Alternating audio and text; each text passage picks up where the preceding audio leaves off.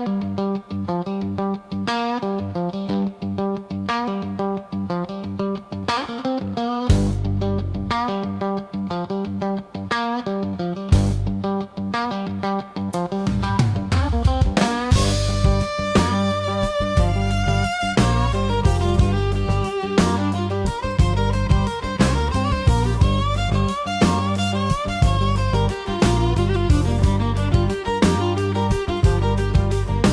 Afghani waking up, reaching for the light. Flip hit the canopy, and now they're taking flight. Yeah, they stretch hard, pushing past the bar. Every note exploding like they're aiming for the stars. Roots locked deep, tops on guard. This is what they do. They stretch hard.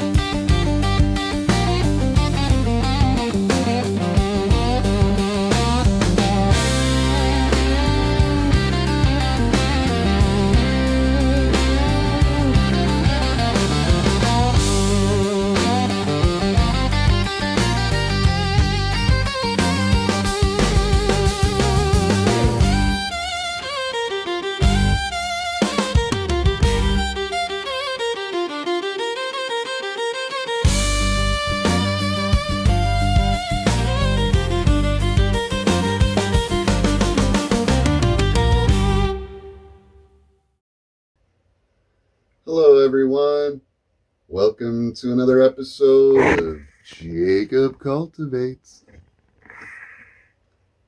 Thank you all for being here with me today.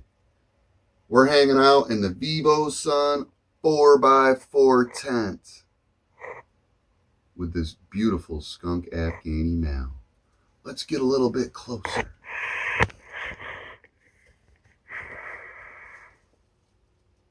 So, we had 3 male Skunk Afghanis, and I decided I was going to choose one male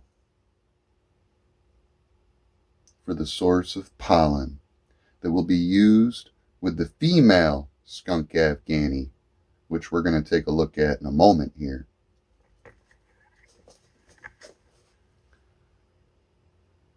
So we may have seen throughout the intro video that there were indeed 3 males in this tent.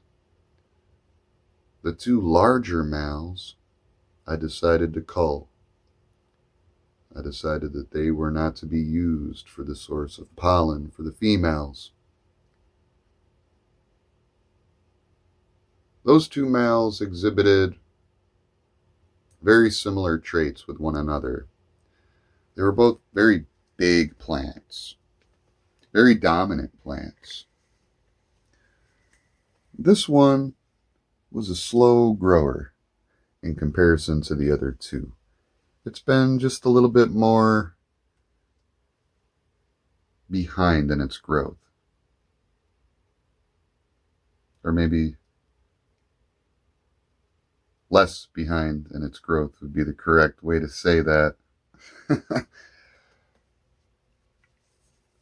But yeah, so I actually liked this quality, this trait of the Skunk Afghani male being a little bit slower to maturation than the other 2 Skunk Afghani males. I liked that quality because these males were showing that they're going to be dropping pollen pretty quick. I like for my pistils to be well formed before I pollinate. And I also like for my pollen to be fresh. I like to use pollen that I just collected. So that was one of my reasons for choosing this specific pheno between the three. And like I said, I think the other two phenos were pretty much the same, like the same phenotype. This phenotype definitely has some differences in its characteristics. So one of those characteristics was the smell and the taste and the touch.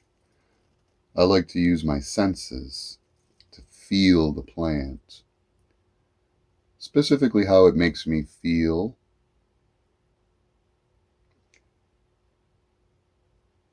And that's in association to everything that I just described: touch, smell, taste, all of these factors, even smoke. I even smoke the dry leaves. I'll pluck some dry leaves and smoke them. It has to do with a connection with the plant, a deeper spiritual connection which cannot be easily defined with words. So this plant, it had more of a sweet flavor and smell,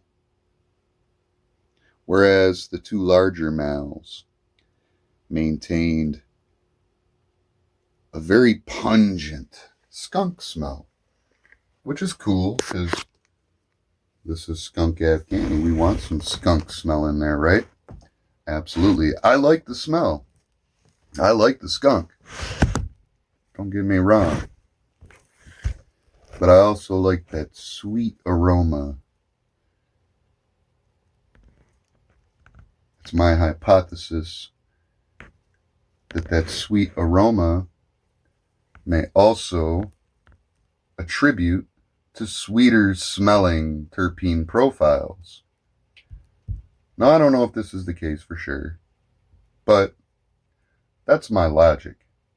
If the male plants exhibit a sweetness that's not exhibited in other males,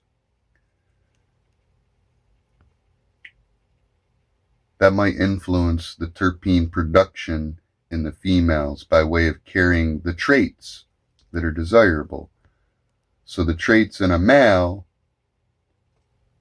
might be more subtle, a little sweet smell, a little sweet taste, whereas with the female it'll be much more pungent.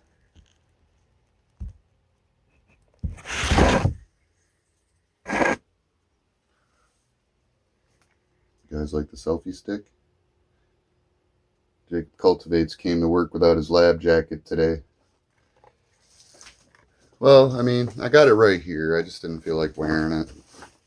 A lot of stuff going on. So let's go ahead and flip the camera. Take a look at these beautiful females. Oh yeah. The stars of the show right here. Look at these beauties stretching.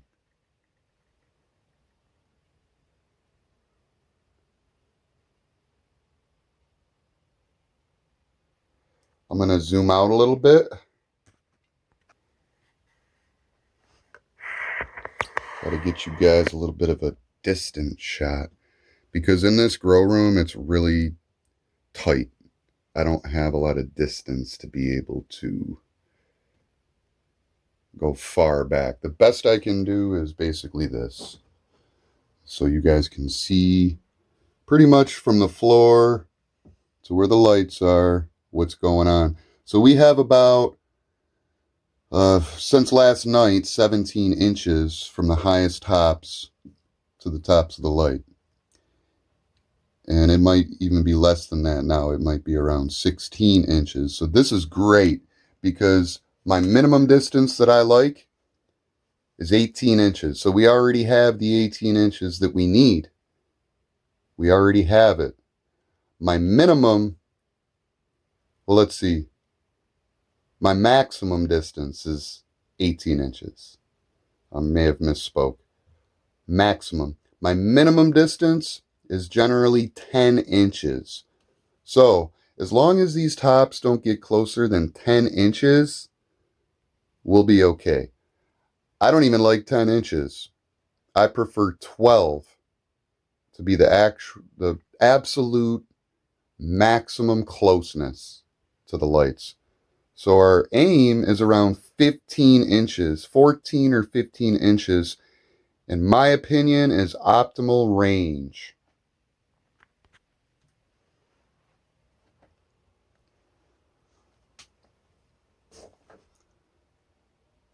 Let me get this selfie stick out so you guys can see just how big these plants are.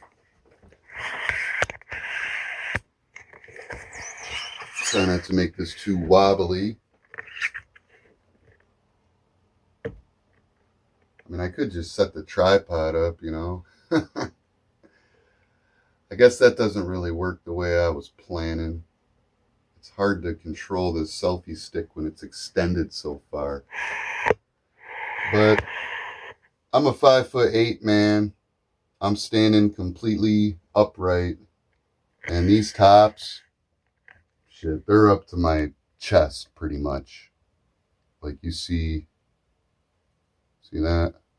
I'm not doing any magic here. I'm just standing upright, straight up, no arch in my back, no nothing. And we see they're up to my chest.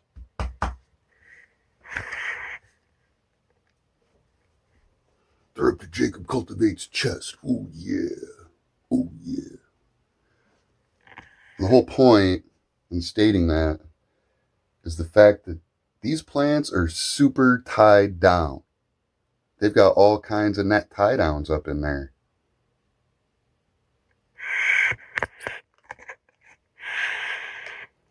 So we've essentially bonsaied these plants.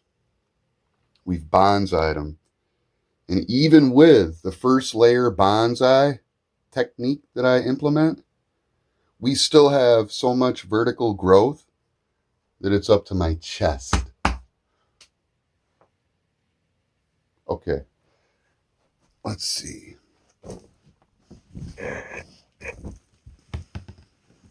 And right now, Jacob Cultivates is underneath the first layer net.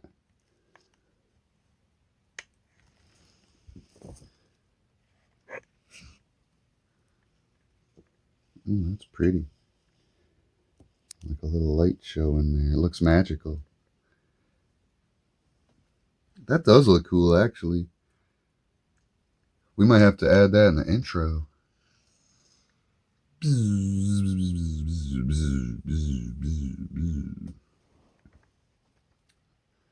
Super cool.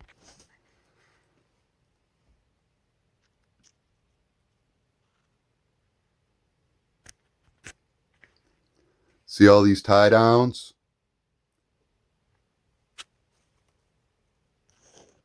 Tie downs. Tie downs. We weaved and we tied down, and these plants are so strong. You can see how they have the net just all over the place, right? Look at that. The net's down here. It's pulled up over there. There might be some more extreme areas. Look at that net, how it's twisted and pulled. That shows the strength of cannabis. It is a strong plant.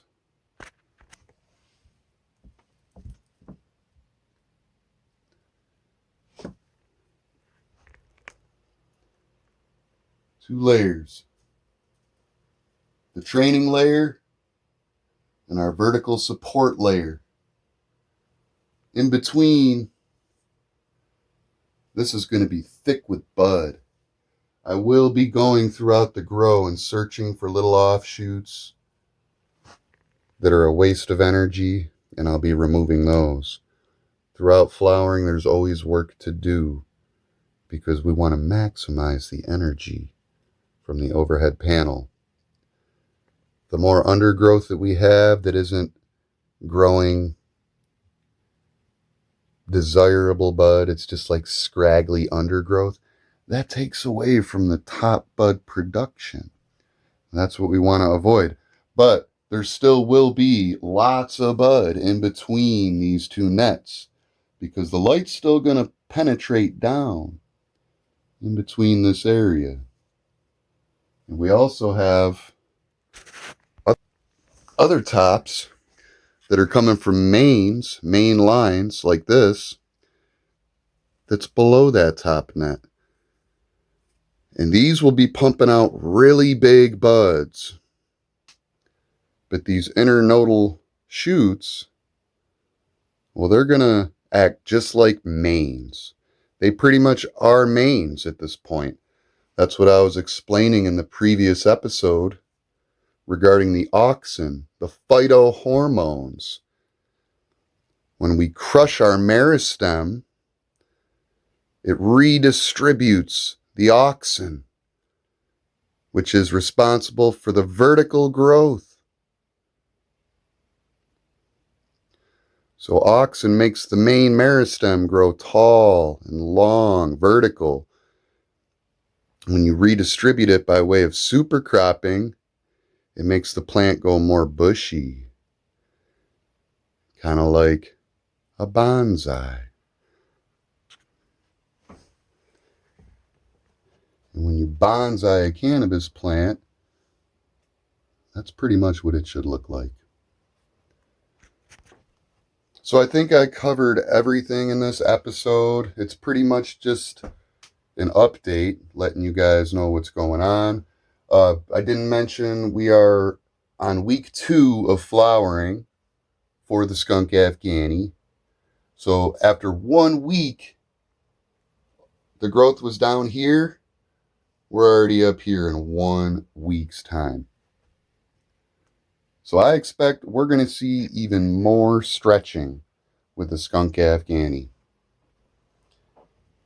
And we may be as close as, like I said, 10 or 12 inches when all is said and done, which will be totally fine. So, thank you all for joining me. Thank you all for the love and support. I appreciate each and every one of you. Jacob Cultivates is out of here. Much love. Yeah, you're learning while we're burning on Jacob Cultivates.